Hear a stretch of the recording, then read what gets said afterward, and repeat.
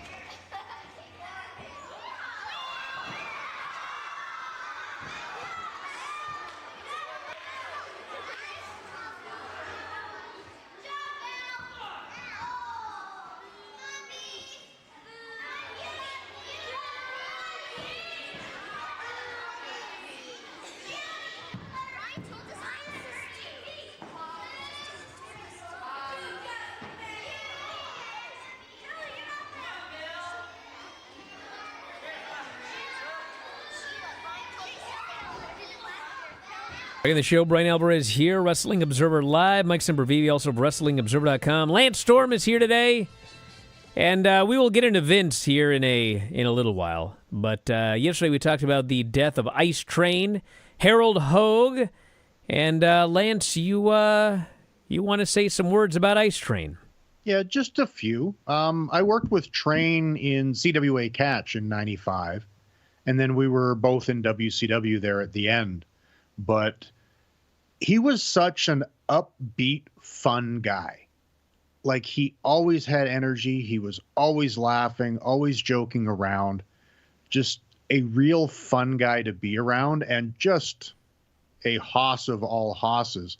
I remember he hurt his elbow once in CWA, and he wanted to put a neoprene sleeve on it. He had to get an extra large leg neoprene.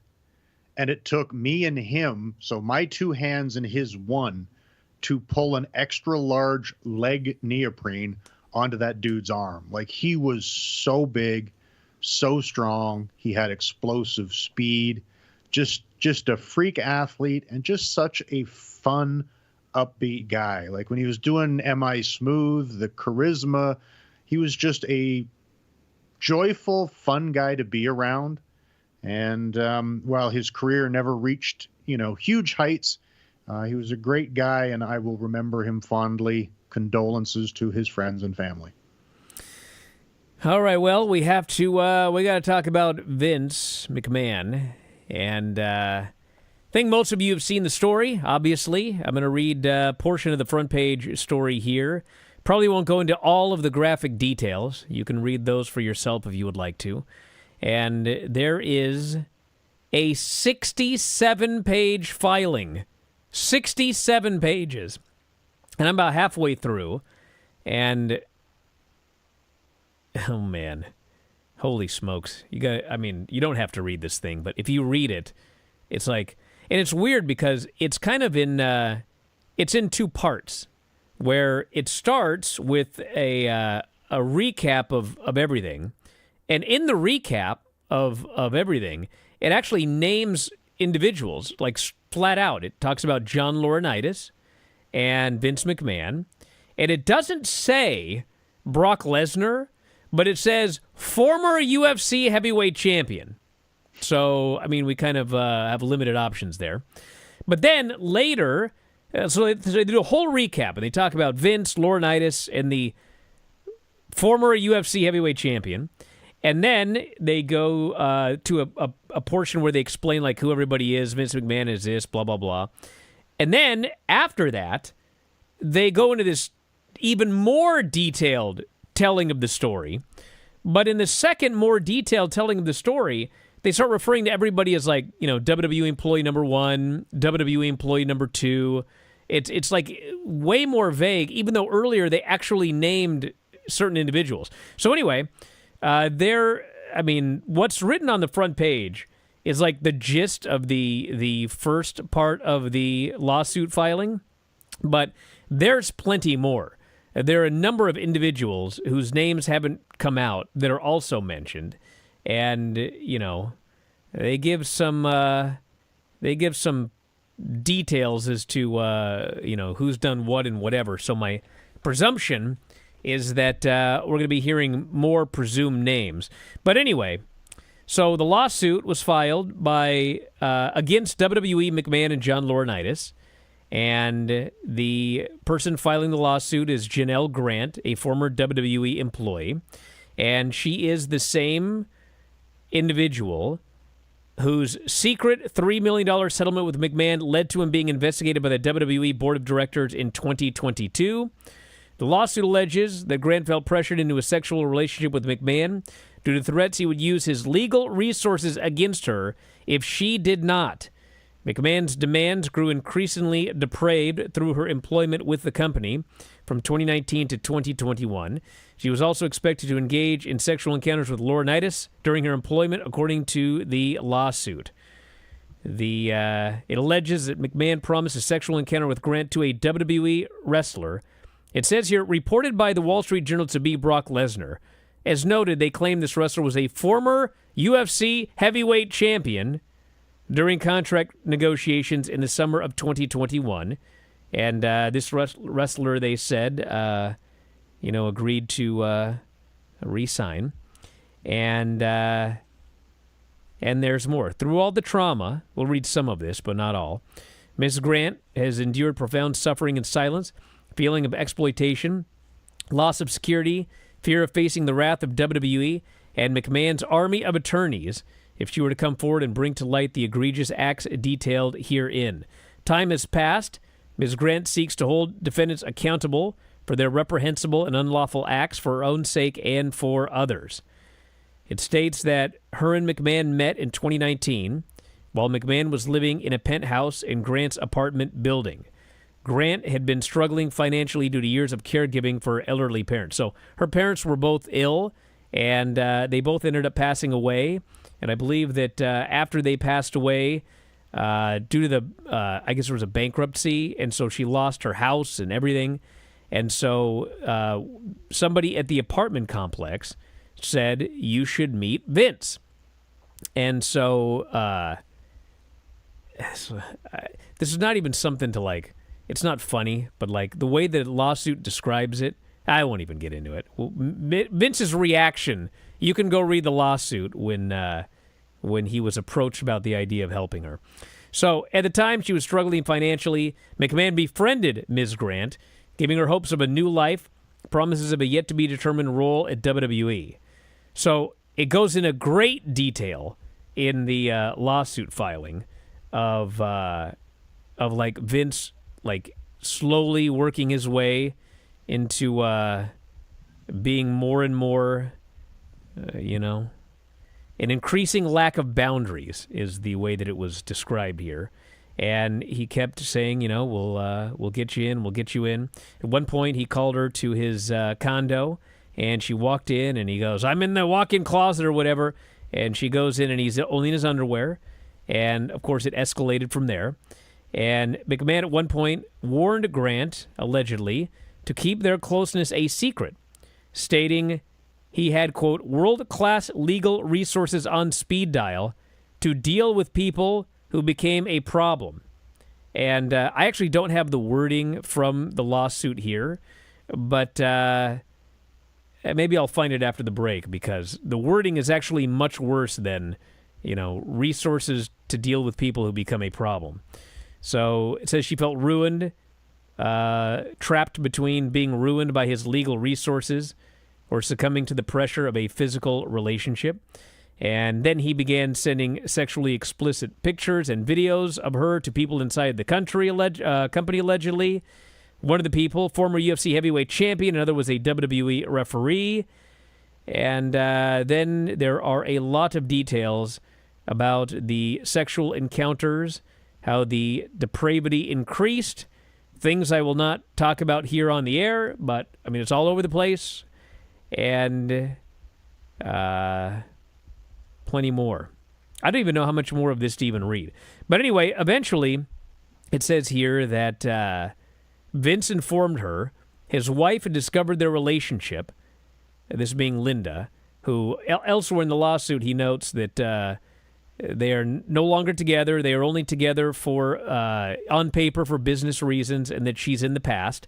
But she found out about it, and he said that Grant would need to leave the company, wanted her to sign an NDA in exchange for payments, and he basically told her, it's either going to be that or, lawsuit and public humiliation, etc. So eventually she signed, and she claims that the lawsuit, WWE's internal probe into allegations against McMahon in November of 2022, was a sham. She said she was never contacted by the company. She's the one that this all broke because of her allegations. She said the company never contacted her, despite her stating she was willing to participate. So, anyway, we'll get some thoughts from Lance and Mike after the break. Back in a moment, Observer Live.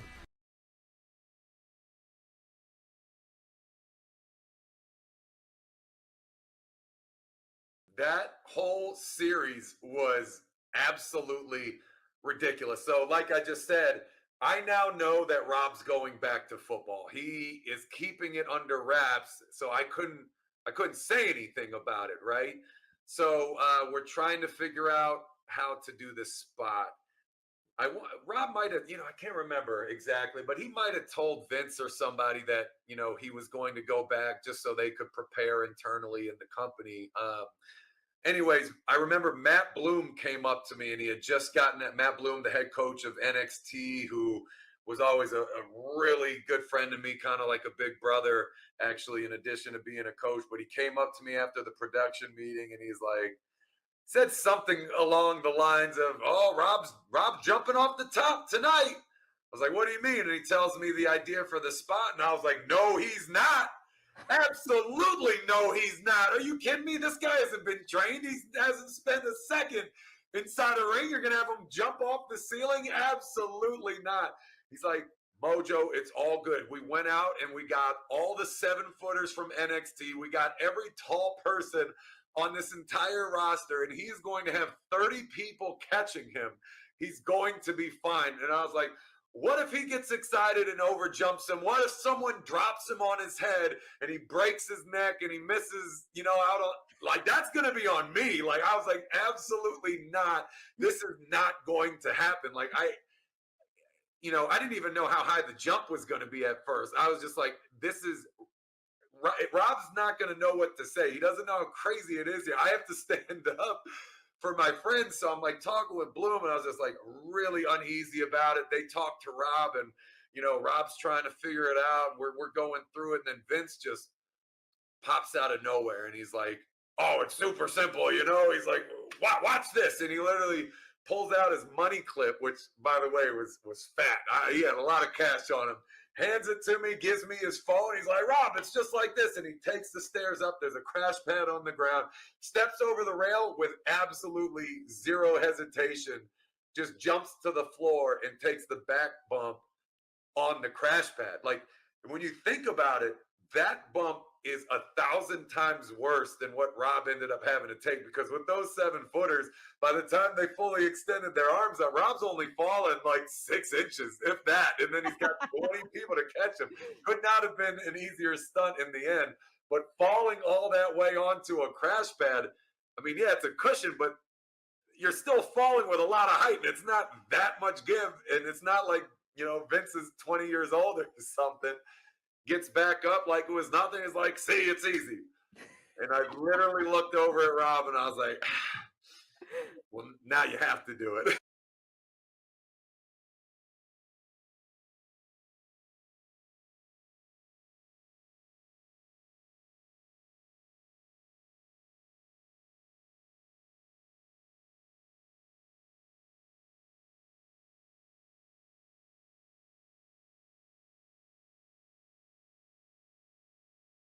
Back in the show, Bryan Alvarez here, Wrestling Observer Live. Mike Sempervive, also of WrestlingObserver.com.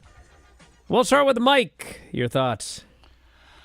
Oh, what can you really say? Even if only a little bit of this is true, it's awful, and it's disgusting, and it's depraved, and it's a incredible, horrific abuse of power, and just nasty. I mean, there is an accused rape that took place inside the office, and we'll have to see as more of this goes along. But as has been mentioned by Wall Street Journal and others covering this from the business world, it brings into question the breadth of the board's investigation that was done into Vince and what got him out of there in the first place. It may have revealed the NDAs, but why did the investigation stop there? Did it choose to stop and avoid its eyes at other, issues that took place? I don't know. And we'll have to see how it all comes out, but it's horrible. It's a horrible, horrible story, a horrible experience for this woman, what she is alleging happened to her. And from there, does it affect the on-screen product? No, but I have a feeling that there are a lot of people there that probably could and should be worried, because a lot of what's talked about in this complaint is that several corporate officers knew about this, and how many of them have remained since after the TKO merger, I don't know, but there's going to be a lot to answer for, because it very clearly states that WWE and many officials knew what was going on, and there is a culture there that was fostered that allowed harassment and sexual exploitation of women. So it is just, no matter how you cut it, it's a terrible, nasty, terrible story. Lance. Yeah, look, I was one of the few that said he needed to be gone when the story first broke. And I was outspoken against him being allowed back into the office, being allowed back at shows when he came back. And when he came back, I stopped watching the product and only just recently started seeing some of the shows out of necessity. Like, this is, when you were reading the account of how this started, it's like, that's classic sexual predator stuff. Find someone down on their luck and start grooming them and bending them to your will. Like, not only should he be booted off the board, take his keys to the office away, bar him from going to shows, and I think there needs to be a legitimate cleaning house of anyone who covered anything up, who knew about this. Like, this is absolutely disgustingly horrible, and he needs to be gone and done, and I hope there's criminal charges brought if any of this is even remotely true, which, with there being so many NDAs and a long list of things, it's like I can't fathom how it isn't. There's when the company was sold, or they did the merger, however you want to term it, with TKO, one of the things was there was an incredible amount of redundancy between the two. There were and as soon as the thing went down, it was like, there's going to be a lot of cuts. We don't need multiple people doing the same job. So, certain people are going to do certain jobs. Other people will no longer be doing those jobs. Everybody in the former WWE that was in any way involved in this should be gone tomorrow, today. And it's not like, oh, well, how will this thing continue on? I mean, you did a merger. There's no job here that you could remove somebody from today and not have an immediate replacement in place by tomorrow. So, there's other names that have not come out yet, and I guess we'll see if they do come out. But, I mean, I can't imagine, by the end of the day today, or at least by the end of the week, Vince McMahon still being a part of TKO. It seems inconceivable. Well, let's see what Ari's got. Let's see what morals Ari has, because somebody in the Twitch chat asked or said that Ari needs to weed out any accomplices that are still there ASAP. We'll see what Ari does. Dana White, what is on camera, slapped his wife. There was no move made whatsoever, even with all these allegations, even with the knowledge of the NDAs.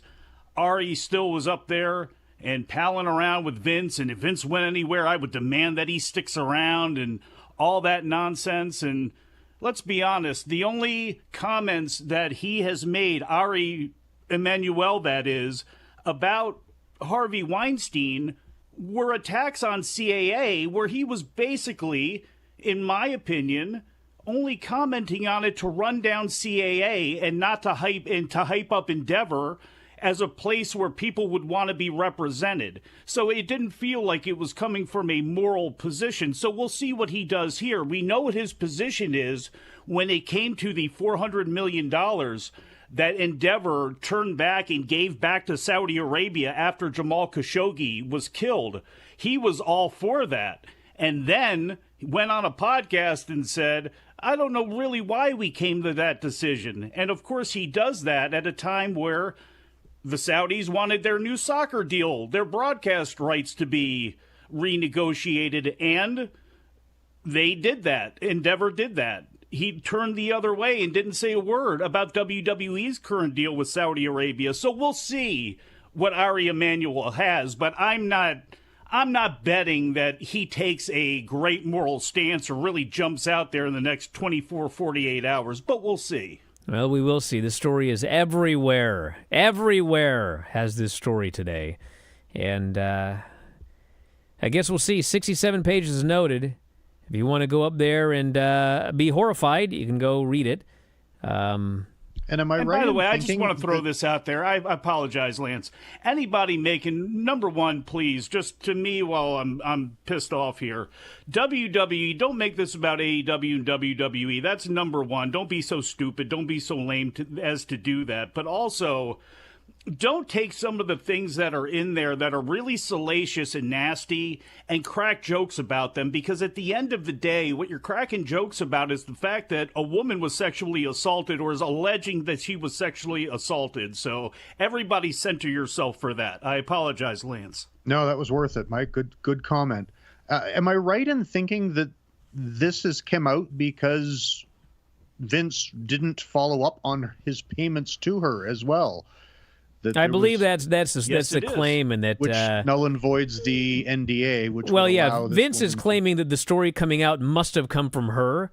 So I think that's the deal, where he's claiming that she must have talked to somebody about it, which is how the whole thing came out. So she broke her NDA, which I presume that she's denying. She is saying what it says here and I would have to find it, is basically, and I will double check this as we go along here. After the initial $1 million, payments stopped. As a result of payments stopping, the NDA then basically became null and void, but I'll continue to check that as you guys go. But yes, I believe that is the story, that he stopped making his payments. And so that's why this whole thing came out. So that is I don't know what else to say about it. I mean, there's obviously going to be plenty more coming out over the next few days. And is that next Netflix deal signed? Yes, it is, which is interesting timing. But and of course we have the Royal Rumble this weekend, where presumably Brock was scheduled to return. I mean, he's supposed to be back at any time, and we will see. Yeah, I don't see Brock that returns. happening. That would just be, to me, that would be completely insane. It's just going to make things worse, draw more attention to it. I suspect you will not see him. And let me just add this here. There are 5 reasons being contended as a part of this as to why the NDA is void and unenforceable, including how one-sided it is, the fact that she was entered into it under influence and under duress.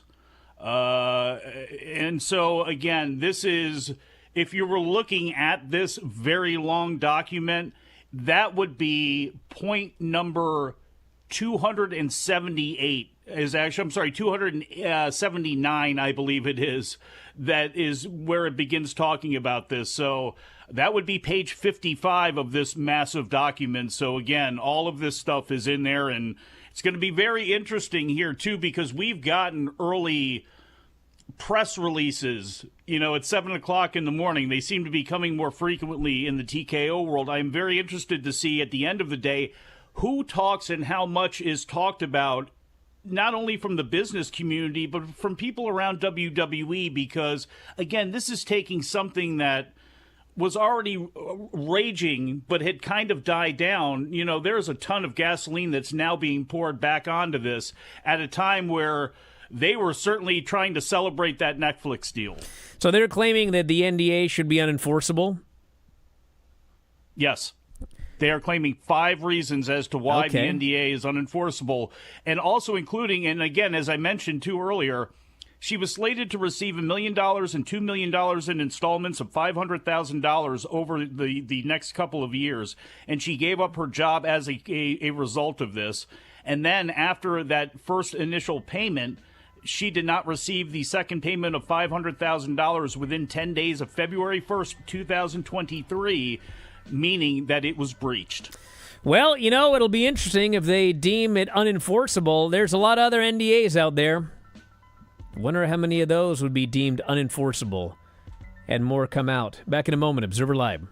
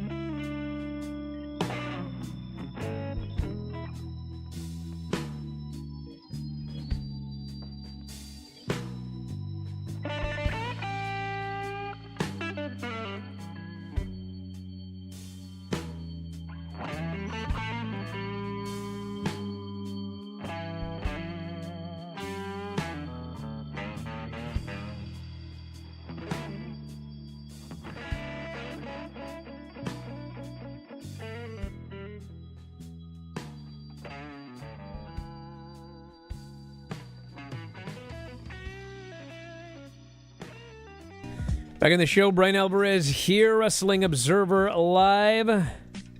Mike Sempervive, also of WrestlingObserver.com. Well, we got other WWE-related news, including Raw goes off the air at this point at the end of September. And at this moment, it's not airing anywhere till January of 2025, because that is when the Netflix deal kicks in. And Brandon Thurston noted that USA Network has stated that they're not airing Raw during that period. So WWE is going to announce where Raw is going to air during that 3-month period, but at this point, we don't know. So that's the latest on that deal. Would it kill them to give us a 3-month off season of Raw? They still have SmackDown. Can't get that lucky. Can't get that lucky. I bet you it's going to the network. That's the only thing that makes sense, because even though they said USA wouldn't air it, that doesn't mean that NBC Universal, already having Peacock, wouldn't just go ahead and air it, by way of the network, or just stream it like they stream college football on Saturdays now, or Friday nights, whatever their gimmick night is to do the Big Ten. So, to me, that still makes the most sense. And again, I think my timeline was screwed up, because it's not until 2026 where they have to get a new deal for the network. But, that's one of the only chips they have left now anymore, is the domestic rights of the WWE network. And if they're choosing to still want to try to sell that to somebody, any extra numbers that they get for that viewing-wise, I'm sure Nick Khan's going to want. Actually, I guess they can't do an off season because they've got the international TV deals. Like, I'm pretty sure we're going to stay on Sportsnet right up until the switch.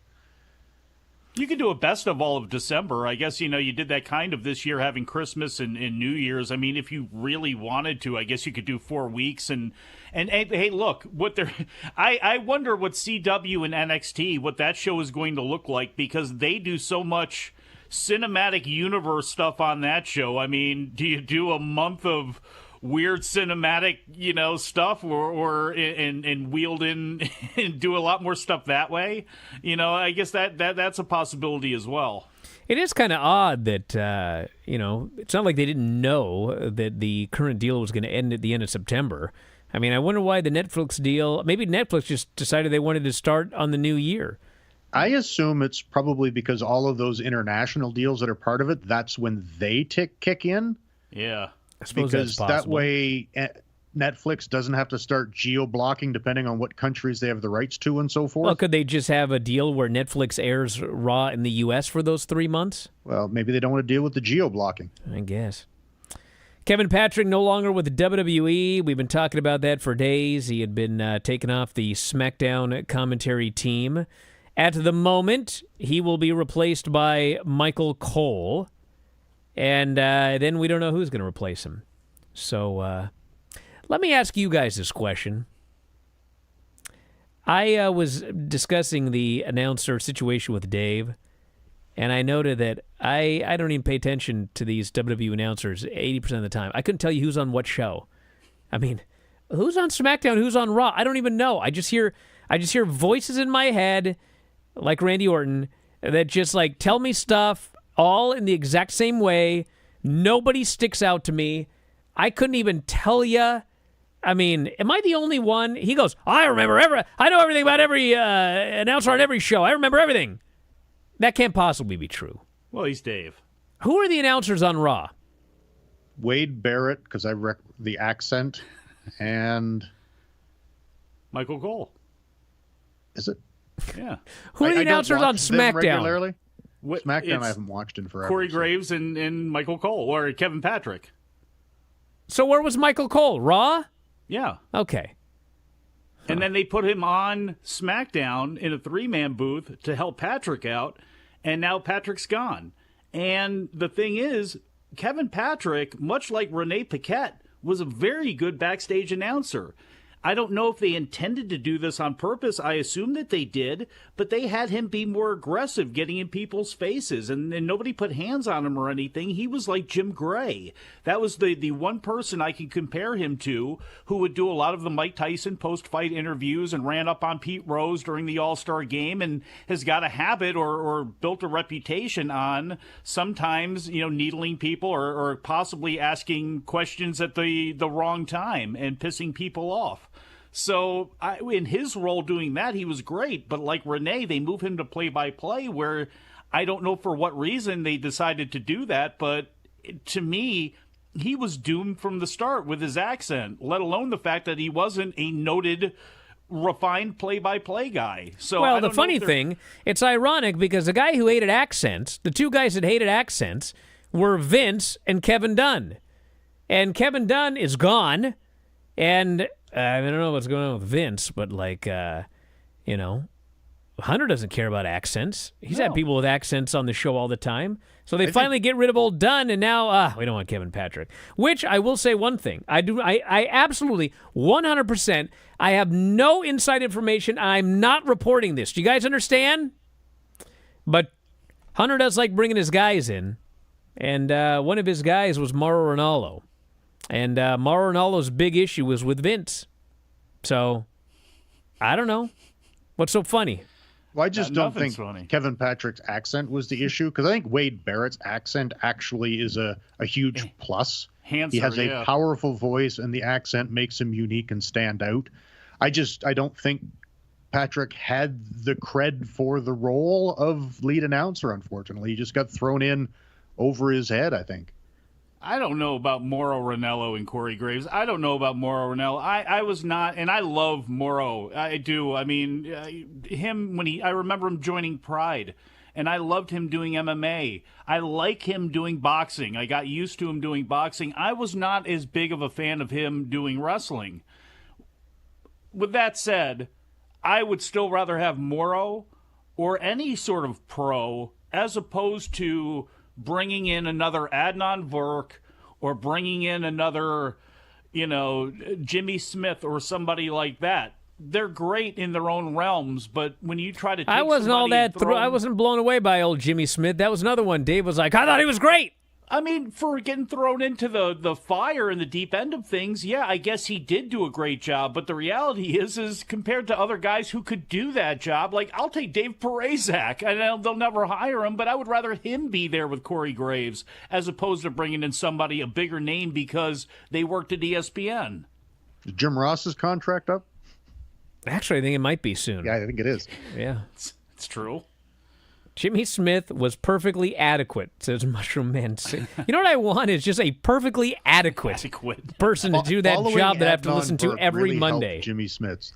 Yeah, I'd like to have like a good announcer. Well, you know Brian, perfectly adequate. And actually, I don't think Vic Joseph is awful. I think Vic Joseph, Oh, don't get me going on old Vic. But I don't know. I think Vic Joseph, I would rather have him come up and work with Corey Graves and take my chances that way as opposed to, again, somebody they could be bringing in ice cold because, who knows what the reasoning is for bringing folks in sometimes. I mean, Mike Adamle, another great example of why? The thing with Vic is like, I don't dislike him at all as an announcer. And I actually find him to be a pleasant announcer to listen to. And I think that he largely does. Benny does not like him at all. But I think he largely does. Actually, you know what? I would also put him in the adequate category. But every now and then he says something that just absolutely blows my mind. I'm like, what? Like, it's either something completely inanely stupid, or like the other day when he couldn't remember anyone's name in a wrestling match. So it's like working with you. Oh, get out of here, idiot. I've also Dealing with the wild card that is Booker can't be easy. You know what, though? It is, listen, I'm just different. I'm built different. I don't know if you guys notice. Yeah. But, listen. If I was given the option of, would you rather have Kevin Patrick do just random generic WWE speak commentary that I just zone out and I don't even pay any attention to, or Booker T, who's an absolute complete maniac. And, I choose Booker. Wow. I would. I think I would too. Chucky Ducky Quack. It's why, look, Bas Rutten was great at breaking things down over time. But I mean, Bas Rutten's biggest, his greatest advantage that he had as an announcer was his charisma, was the fact that he was just so jacked up and into everything that he was watching, and it dragged you in there with him. I mean, I think that's why a lot of people like Gus Johnson as a play-by-play guy, because he does the same thing. And there are some people that just with their charisma, again, Pat McAfee being a great example of somebody who got by a long way on his charisma and just by being fired up about what he was watching. So I do get what Brian's saying there. Well, here's the thing. I don't know why Booker is how he is, okay? But that's how he is. And I think that's the thing. Look, okay, listen. You have a Houston, baby. That's why you he's have like a the way booth. he is. Okay, you have a booth. All right? Give me one guy who's the straight man who's going to tell me what's going on, and they're like the professional or whatever. And then give me a Booker T. Give me a Mongo McMichael. Give me like a human, Pat McAfee, like someone who's going to sit there and they're going to mark out and they're going to be out of their minds. And whatever you think of Booker, I mean, I feel a genuineness from this wild man that I do not feel with Kevin Patrick. I don't want to hear a bunch of robots. I don't care if they're saying the right things. I don't want to hear a bunch of robots. I want some life in my announce team. Yes, Booker does bring the energy and the unpredictability of not being scripted. Bro, I watch those New Japan shows in Japanese, or you watch an Arena Mexico show in Spanish, and I don't have any idea what any of these people are saying, okay? But they have announcers that, get me excited because I feel real life excitement, and they're just that's what I want. Not... May as well just get me 3 AI announcers if you just want to hear the right words. So you're saying what you want out of your announcers is no bread, no water, just meat. Who put you up to that? Shucky Ducky. Quack, quack. Hey, Raw did, they got their bounce back. 1.7 million viewers, 0.55. This is pre-football levels because, in fact, there's no football. Show did a 1.71 first hour, 1.72 second hour, 1.63 third hour. Very straight line. Good number for Raw. Did it peak at 1.9 for Punk and Cody, I think? I didn't look at the quarters, but that wouldn't surprise me. Then we had Tuesday's NXT 642 and a 0.19, which is not great, but still way up year over year, if you're tracking that. And I believe that the NXT show in Canada was the most watched NXT show ever in Canada this past week. So they're growing a lot in Canada of late. Then we have Collision, 441,000 and a 0.12, which is the second lowest number they have done since November. They faced the NFL playoffs on Saturday night. And there was another show. I don't have it here, but the competition was outlandish. Might have been Friday, maybe. Maybe that Rampage show. But yes, no Dynamite report. I'm afraid there was other news today. But Vinny and I will be up later on tonight. Hour and a half talking AEW and NXT. Yes, Vinny reviews NXT every single week on Thursday. That and Dynamite tonight. Back in a moment, Observer Live.